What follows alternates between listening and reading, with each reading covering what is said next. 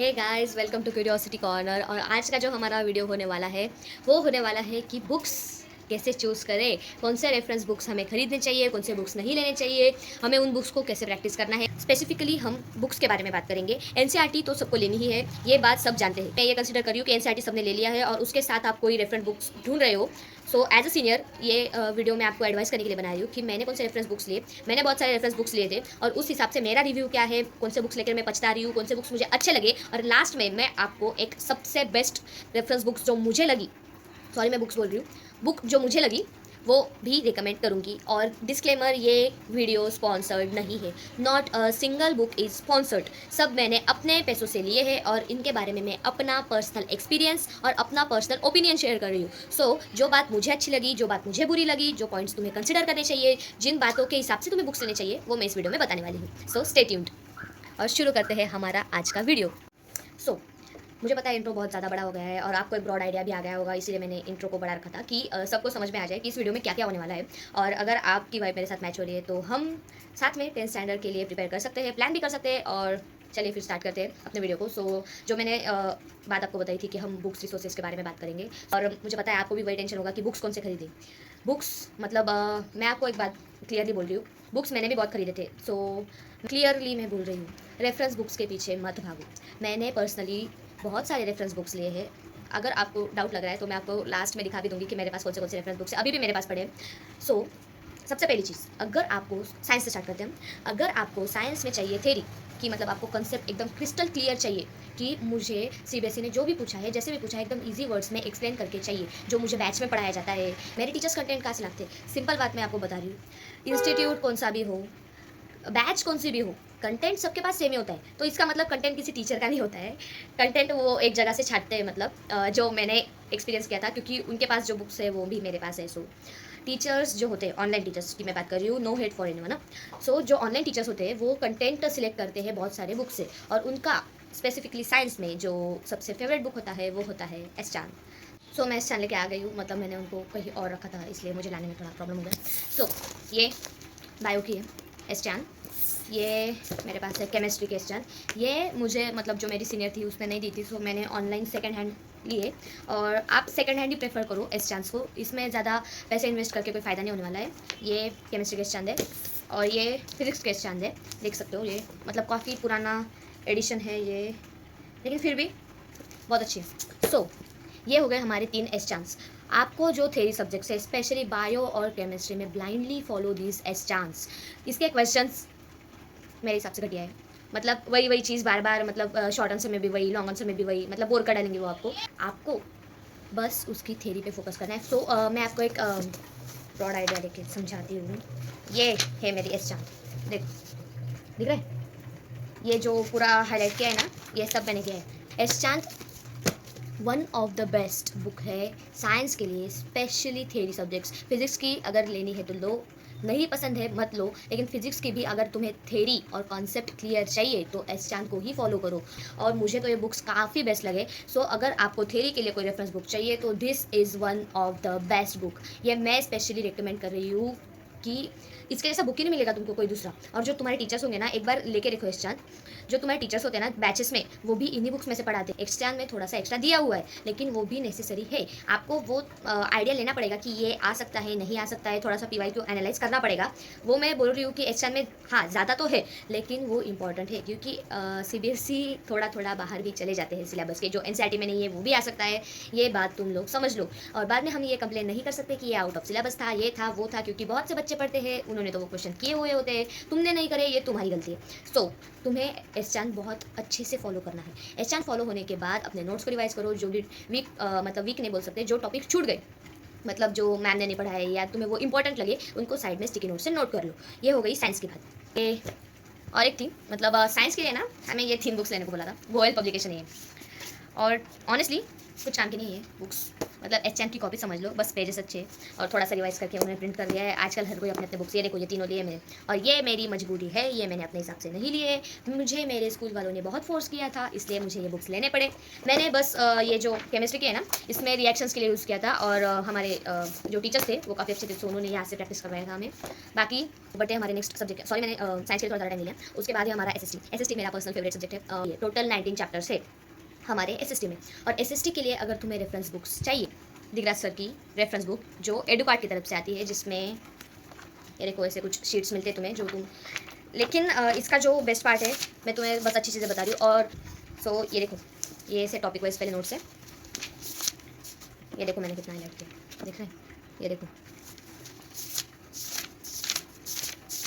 हाँ, सो यहाँ पे देखो ये जो ग्लॉसरी दी है ना यहाँ पे कि कौन किसका क्या था, और हाँ ये देखो ये हुज हू, मतलब किसका रिलेशन किसके साथ क्या था, और ये क्रोनोलॉजी, ये तुम्हें तुम्हारी मेहनत कम करने के लिए दिया गया है, लेकिन फिर भी तुम्हें शायद उल्टा दिख रहा है, समझ लेना मतलब। और उसके बाद तुम्हें ऑब्जेक्टिव सब्जेक्टिव ऐसे बहुत से क्वेश्चंस मिल जाएंगे। सो बेसिकली मुझे ये बुक अच्छी लगी और मैं तुम्हें ये रिकमेंड करूँगी। सो ये बुक दिगराज सर की ओजी बुक है। एनसीईआरटी को फॉलो करो, एनसीईआरटी 100% लेनी है और उसको अच्छे से पढ़ना है, स्पेशली हिस्ट्री के लिए। हिस्ट्री में एनसीईआरटी के ऊपर कुछ नहीं है, उसके हर एक फिगर जो होते हैं ना उसमें से भी क्वेश्चन आ जाता है। हमें आया था कि बताओ ये किस बुक का प्रिंट है। सो वहाँ पे डर मत जाना, बस हर एक इमेज को, प्रिंट कल्चर के जो इमेजेस हैं उनको ध्यान से पढ़ना, और बाकी सब सब्जेक्ट्स तो अच्छे हैं। ये हमारा एसएसटी। उसके बाद इंग्लिश के लिए मैंने 2 बुक्स लिए थे स्टेलर के, लेकिन क्या मैं दिखा सकती हूँ तुमको, वेट में दिखाती हूँ। सो ये स्टेलर के 2 बुक्स है, देख लो, स्टेलर पब्लिकेशन, यहाँ पे कुछ है, स्टेलर लर्निंग का इंग्लिश का। सो इस 2 पार्ट्स में आती है ये, section A B and section C, मतलब हाँ section A B and section C, ये पूरी लिटरेचर बेस्ड है, सप्लीमेंट्री और फर्स्ट प्राइक की बुक के हिसाब से। और सेक्शन ए बी यानी पैसेज और ग्रामर। सो इतना कुछ नेसेसरी नहीं है ये बुक्स को लेना। ग्रामर तो मुझे इतना अच्छा नहीं लगा, ग्रामर तुम अपने इंस्टिंक्ट से भी सॉल्व कर सकते हो, स्पेशली उसके लिए कुछ पढ़ने की ज़रूरत नहीं है। स्कूल में टीचर जितना पढ़ा रहे हैं उतना अच्छे से पढ़ लो, तुम्हारा काम हो जाएगा। और ये रही बात ये सेक्शन सी वाली बुक, सो ये मुझे अच्छी लगी है, क्योंकि इसमें ना तुम्हें ये देखो, ये जैसे मिडनाइट विजिटर की है, यहाँ पे मतलब थीम है, अबाउट द ऑथर, समरी है, और सॉल्व क्वेश्चंस और क्वेश्चंस पैराग्राफ बेस्ड वगैरह, बहुत अच्छा है। सो अगर तुम्हें चाहिए तो तुम ये वाली बुक प्रेफर कर सकते हो। बाकी मैंने दूसरी कोई बुक नहीं ली है, इसलिए मैं उसके बारे में कोई स्टेटमेंट नहीं देना चाहूँगी। कुछ बच्चों ने ओसवाल भी लिए थे, लेकिन मैंने नहीं लिए थे, इसलिए मैं नो कमेंट्स। और ये भी स्पॉन्सर्ड नहीं है, ये मेरे स्कूल ने रिकमेंड की थी, इसलिए हमें खरीदनी पड़ी, हमारी मर्जी थी या नहीं थी। सो ये तो मुझे अच्छी नहीं लगी, ये बकवास है, कुछ नहीं इसमें इतना, ये अच्छी है, ये खरीद सकते हो। इंग्लिश हो गया। हिंदी के लिए एक गोयल की बुक आती है, मतलब वो मैंने ली थी, रुको मैं दिखाती हूँ। सो सॉरी गाइस, इसमें ना कवर चढ़ा हुआ है, मतलब मैंने जो 9th में ये बुक है ना 9th और 10th के लिए दोनों में चलती है, और मैंने 9th में ली थी। सो 9th के बुक्स को काफ़ी अच्छे से कवर किया मैंने, लेकिन 10th में एक भी बुक को कवर नहीं लगाया, पढ़ाई करी थी इसलिए। सो ये जो बुक है ना, ये है नूतन व्याकरण सुधा, देख लो, नूतन व्याकरण बाय गोयल ब्रदर्स, अच्छी है। इसमें तुम्हें 9th और 10th दोनों का कंपाइल्ड सिलेबस मिल जाता है, और इसमें वो पत्र लेखन वगैरह ग्रामर के लिए है, और मुहावरे हर चैप्टर वाइज तुम्हें मिलेंगे। अगर तुम्हें चाहिए तो यही से पढ़ना, क्योंकि पेपर में मुहावरे लेसन में से ही आते हैं, और लेसन की एक लाइन दे देंगे और बोलेंगे इसमें मुहावरा डालो, तो वो लेसन के हिसाब से ही होना चाहिए। तो इसलिए आई थिंक ये बुक बेस्ट है। नेक्स्ट क्या बचा, मैथ्स। मैथ्स सबको पता है भाई, इस बार मतलब सेट 3 मेरा सेट 3 था, और वो ट्रायंगल वाला क्वेश्चन भी था मेरे पेपर में, ट्रायंगल रेशियो वाला, और एक बहुत अच्छा क्वेश्चन था केस स्टडी का, आर्च वाला, वैसे पॉलिनोमियल का ग्राफ वाला। सो अब तक तो तुमने देख ही लिए होंगे वीडियोस कि हम 10th वालों की क्या हालत हुई है मैथ्स में। डिस्पैरिटी थी इस बार सेट्स में, बिंग ट्रू, मेरे मार्क्स नहीं आए इसलिए बोल रही हूँ, ऐसा नहीं, बिंग ट्रू डिस्पैरिटी थी। सो इस बार मैं बस यही बोलूँगी, भाई पढ़ लो, पढ़ लो, अगर टाइम है तो पढ़ लो, वहाँ पे जाके रिग्रेट करने से अच्छा है पढ़ लो। और मैथ्स के लिए मेरे पास 2 रेफरेंस बुक्स हैं, सो मैं आपको वो दिखाती हूँ। हाँ, सो अगेन गोयल ब्रदर्स, मेरे स्कूल वालों ने गोयल ब्रदर्स के साथ शायद टाइप किया है, क्योंकि उन्होंने हमें सब बुक्स गोयल के ही लेने को बोले हैं। ये नहीं गोयल ब्रदर्स, हाँ वही है, नाम बुक का BK सिंह है, ये देखो, मैथ्स बाय BK सर। और ये देखो ये कितने बड़ा बुक्स है, पकड़ी नहीं जाती भाई एक हाथ से। ये 600 रुपये की बुक है, देखो बहुत बड़ी बुक है, बहुत टाइम पास है। इसमें हर चैप्टर के ऊपर तुम्हें 250-300 MCQ मिलेंगे, बहुत बहुत बहुत ज़्यादा क्वेश्चन मिलेंगे जो तुमसे होंगे नहीं, और लास्ट में तुम्हें होगा रिग्रेट, जो मुझे हो रहा है कि मैंने क्यों ली। क्योंकि मुझे हमारे स्कूल में बोला गया था कि बेटा आपकी इस बुक में से ये बीके सिंह में से आपकी प्रैक्टिस करवाई जाएगी, लेकिन ऐसा हुआ नहीं। पूरे 10th स्टैंडर्ड के बच्चों ने जब ये बुक्स खरीद ली, तब हमारे स्कूल वालों ने बोला कि बेटा हमारे पास अभी टाइम नहीं है, तो हम बस एनसीईआरटी से ही प्रैक्टिस करेंगे। मतलब हाँ, गुस्सा आया था, आ रहा है ये, ठीक है, बट मतलब कुछ मेरा ऑनेस्ट रिव्यू है, सिर्फ PYQs काम के इसके, बाकी यूजलेस बुक है। यूजलेस इसलिए कि मेरा मैथ्स खराब है, मैं बोल नहीं रही हूँ कुछ, लेकिन देखो मतलब रुको तुमको निकाल के दिखाती हूँ। ये इतने सारे क्वेश्चंस, ये मतलब प्रॉब्लम ये है कि ये क्या होता है, कंपाइल्ड नहीं है ये बुक, बहुत ज़्यादा ज़्यादा ज़्यादा ज़्यादा ज़्यादा ज़्यादा। भाई इतना करने को टाइम है क्या हमारे पास? जिसकी मैथ अच्छी है वो करता है, मैं वो नहीं बोल रही हूँ, लेकिन जो नॉर्मल बच्चे हैं मेरी तरह, जिनको मैथ्स बिल्कुल पसंद नहीं है, वो बस पास नहीं, बस परसेंटेज के लिए चाहिए उनको मैथ्स लग रहा है, इसलिए ले लिया है सब्जेक्ट स्टैंडर्ड, वो भी स्टैंडर्ड। सो कुछ काम का नहीं है, मैं तो रिग्रेट कर रही हूँ भाई, मेरे स्कूल वालों की वजह से लिया था मैंने, बाकी मेरी कोई इच्छा नहीं है इस बुक को देखने की भी। रखो इसको साइड में। दूसरी है ये Oswal, the famous books Oswal, ये पुराना एडिशन लिया था मैंने, और मैंने इसको भी प्रैक्टिस नहीं किया था भाई। क्यों?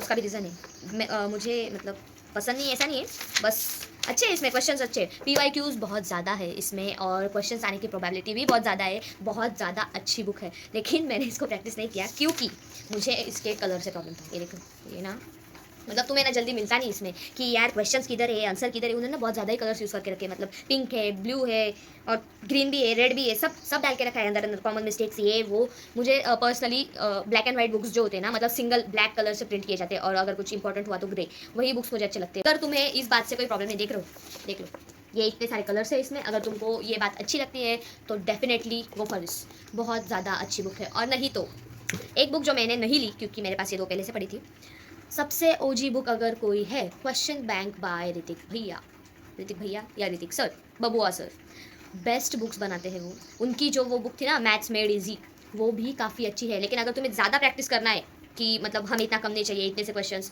बड़ा वाला बुक अगर तुमको चाहिए, simply go for question bank by Ritik sir, best book है। ऐसी बुक मार्केट में नहीं मिलेगी। इस बार का जो पेपर आया था उसमें ना RD शर्मा के क्वेश्चंस थे, ना RS अग्रवाल के क्वेश्चन थे। जो बच्चे ये सब करके गए थे उनके भी क्वेश्चंस नहीं बने, तो उनको करने का क्या मतलब है? और जो सबसे बड़ा डाउट होता है, एग्जाम्पलर का क्या करना है? ब्रो एग्जाम्पलर मैंने भी ट्राई किया था एंड में कि मैं एग्जाम्पलर करूँगी, लेकिन एग्जाम्पलर और जो मतलब हमारे बोर्ड्स का पेपर होता है, कुछ नहीं आता उसमें से। मतलब रेयरली अगर आ गया तो आ गया, लेकिन उसमें ना अराउंड 40 क्वेश्चन है ट्रायंगल चैप्टर के, एक एक्सरसाइज में होगा इतना।